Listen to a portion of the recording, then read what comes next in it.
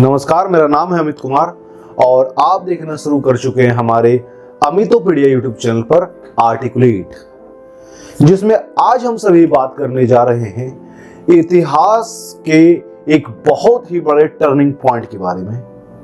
हम बात करने जा रहे हैं एक वैसे महापुरुष के बारे में जिसने भारत के पूरे इतिहास को, भारत के पूरे रीति रिवाज को, भारत के सामाजिक धार्मिक हर तरह की व्यवस्था तक को बदल कर रख दिया।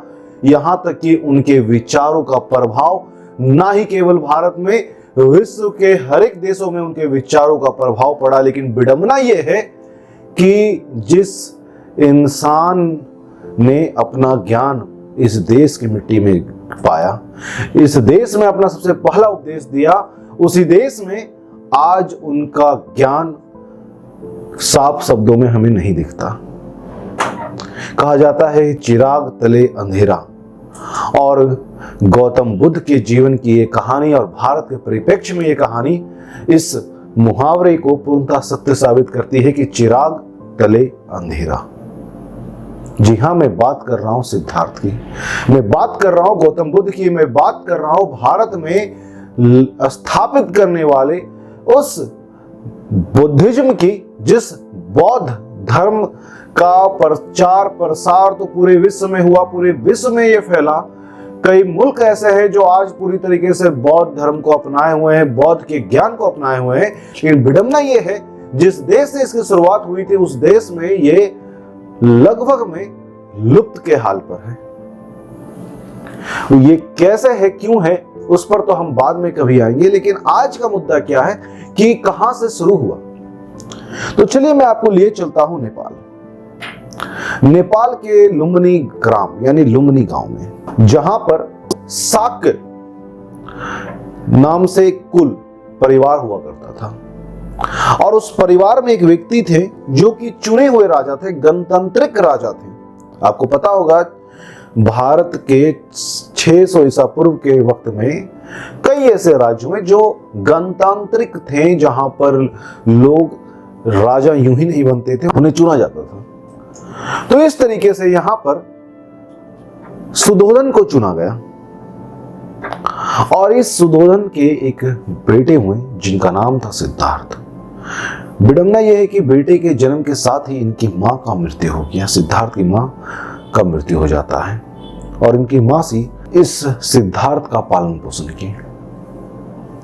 तो सिद्धार्थ का जब जन्म हुआ तो चूंकि एक राजा के बेटे हैं, तो पुरोहित, ब्राह्मण और इस तरह से ज्ञानी लोग आएंगे ही, ज्योतिषी आएंगे ही, और वो आए और उनसे इनके पिता सुधोधन पूछते हैं कि इस बालक का नीति और गति क्या आपको महसूस होता है, क्या लगता है। कई ऐसे ब्राह्मण थे, कई ऐसे ज्योतिषी थे जिन्होंने कहा ये बच्चा अगर राजपाट में लगा रहा तो पूरा विश्व विजय करेगा, लेकिन अगर इसका ध्यान संन्यास की तरफ चल गया, सांसारिक चीजों से इसका ध्यान हट गया, तो ये बहुत बड़ा सन्यासी बनेगा और एक नए धर्म की स्थापना करेगा।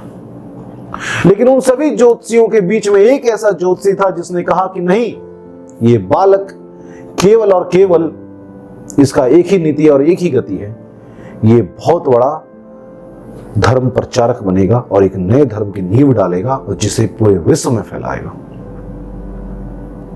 अंततः उसके पिता सुधोधन घबरा गए, व्यथित हुए कि एकमात्र बच्चा है, अगर इसी तरीके से वो सन्यासी बन गया तो मेरे कुल और परिवार का क्या होगा, राज्य का क्या होगा। तो सिद्धार्थ के ऐशो आराम के लिए सुधोधन ने सारी व्यवस्थाओं को किया। हर एक मौसम के लिए अलग अलग बंगला बनवाया गया और उसमें सारे उन चीजों का व्यवस्था कराया गया जिससे इनका मन इनमें लगा रहे और सांसारिक दुख की तरफ इनका ध्यान ही ना जाए।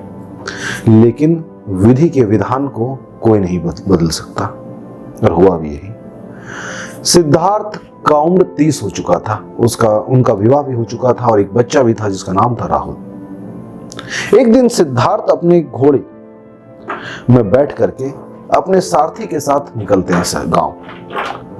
वहां पर अपने सारथी चन्ना से बोले, ए चन्ना, वो क्या है, वो व्यक्ति इतना अजीब सा क्यों दिखता है। तो चन्ना बोले, हुजूर वो व्यक्ति बूढ़ा है, वृद्धावस्था, इंसान के जीवन के कुछ अवस्थाएं होते हैं, जैसे बाल अवस्था, किशोरावस्था, युवावस्था और इस तरीके से वृद्धावस्था। आप युवावस्था में हो, आप भी एक दिन वृद्धावस्था में जाओगे।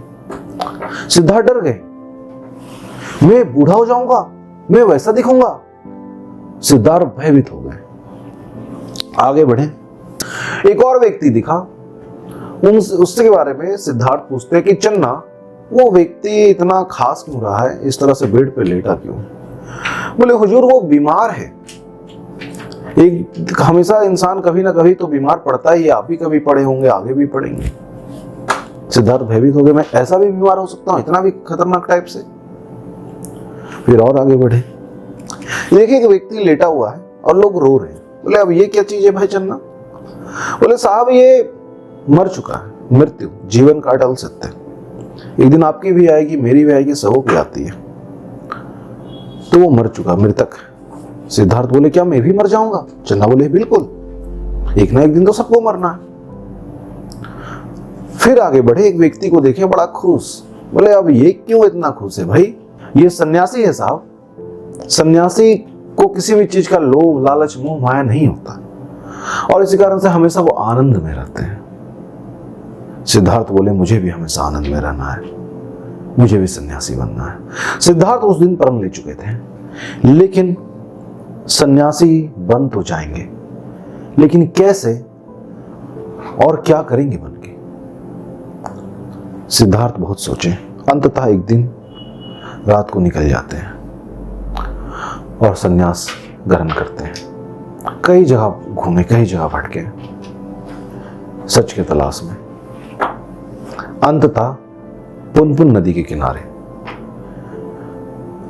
पीपल के पेड़ के नीचे उन्हें पूर्णिमा के रात में, कार्तिक पूर्णिमा के रात में ज्ञान मिलता है और उस दिन उन्हें बोध मिला, बुद्धि आया, इसलिए उन्हें बुद्ध, गौतम बुद्ध कहा गया। और ज्ञान मिलने के बाद ये गौतम बुद्ध निकल पड़े ज्ञान को बांटने के लिए।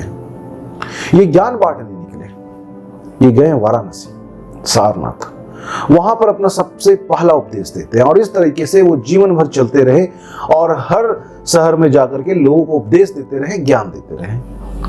मुद्दा यह है कि उनका ज्ञान क्या था और क्यों लोगों को इतना पसंद आया। सबसे पहली बात, सिद्धार्थ ने, गौतम बुद्ध ने जो ज्ञान दिया वो आम लोगों की भाषा पाली लैंग्वेज में दिया। दूसरी बात, गौतम बुद्ध जो लोगों के जरूरतों को समझे और उचित बात को बोले। जिस वक्त समाज एक ब्राह्मणवादी वैदिक धर्म व्यवस्था से ग्रसित था, उस बीमारी से दूर किए। बोले जन्म के आधार पर कर्म कभी डिसाइड नहीं हो सकता, इंसान का कर्म उसके इच्छा के आधार पर डिसाइड होता है। तो वो कर्म प्रधान समाज का बात किए, ना कि जन्म आधारित वर्ण व्यवस्था का विरोध किए। इसका वो परमेश्वर और पुनर्जन्म के बात को नकारें। वो लोगों को बोले जियो और जीने दो। वो देखे कि समाज में गायों का हत्या किया जा रहा है, गोवंशों का हत्या किया जा रहा है। कुछ धर्म के नियम के वजह से बलि के लिए और कुछ अवैधिक लोग थे वो अपने भोजन के लिए। अंततः गोवंश समाप्त हो रहे थे और कृषि में गोवंश का बहुत अधिक जरूरत था। सिद्धार्थ यानी गौतम बुद्ध इसका विरोध किए। बोले गाय सुखदा अंधा वरदा, गाय जो है सुख देती है, आनंद देती है, वरदा देती है, वरदान देती है, तो गायों की रक्षा करो। और लोग जो व्यापारी वर्ग के लोग थे, वैश्य वर्ग के लोग थे, वो गौ हत्या का विरोध करना चाहते थे, क्योंकि उनकी वजह से, इस गौ हत्या की वजह से ये वैश्य वर्ग के लोगों को बड़ा नुकसान हो रहा था। खेती करने के लिए गायों की संख्या कम हो जाती थी, बहुत महंगे में गाय खरीदने पड़ते थे, तो वो लोग भी चाहते थे कि ये खत्म हो। और अंततः गौतम बुद्ध अपने विचारों से इसे खत्म करवाने में सफल रहे। और आज समय का चक्र ऐसा घुमा है कि उसी वैदिक धर्म का आगे का रूप यानी हिंदू धर्म, जिसमें गौ हत्या को पूर्णतः प्रतिबंधित और पाप माना जाता है, तो ये गौतम बुद्ध का देन है। ऐसा नहीं कि इस धर्म में शुरू से ऐसा रहा है। ये मैं नहीं बोल रहा हूं, मैं वही बोल रहा हूं जो आर एस शर्मा की किताब एंशिएंट इंडिया हिस्ट्री में लिखा हुआ है, ऑक्सफोर्ड यूनिवर्सिटी प्रेस की। तो मैं ये क्लियर किए देता हूं, तो कृपया कर इस बात को लेकर के मुझे विवाद में ना डालें। मैं वही आपसे डिस्कस कर रहा हूं जो इतिहासकार कहते हैं तो मैं तो बस एक माध्यम मात्र हूं जो इतिहास के किताबों को पन्ने को में गोता लगाता हूं और उससे निकलने वाले मोतियों को आप सबों के सामने रखता हूं। तो उस मोती को पकड़ो, भावनाओं में मत जाओ, दिमाग का इस्तेमाल करो। तो गो हत्या पर मैं बात कर रहा था, और गो हत्या इस तरीके से हिंदू धर्म में प्रतिबंधित होता है।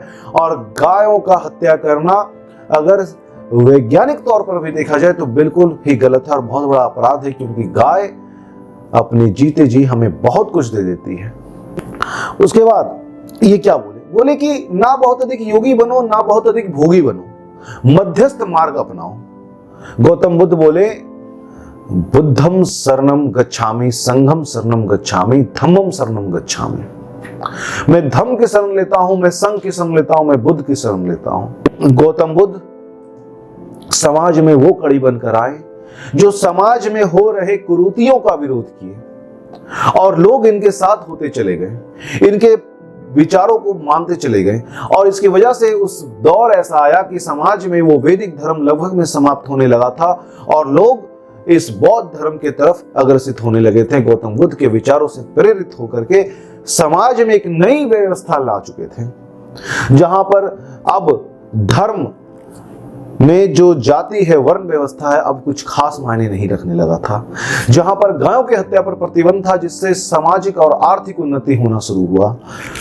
कोई भी व्यक्ति धर्म कर अपना सकता था, बौद्ध धर्म को अपना सकता था और उनके शरण में जा सकता था, सन्यासी बन सकता था।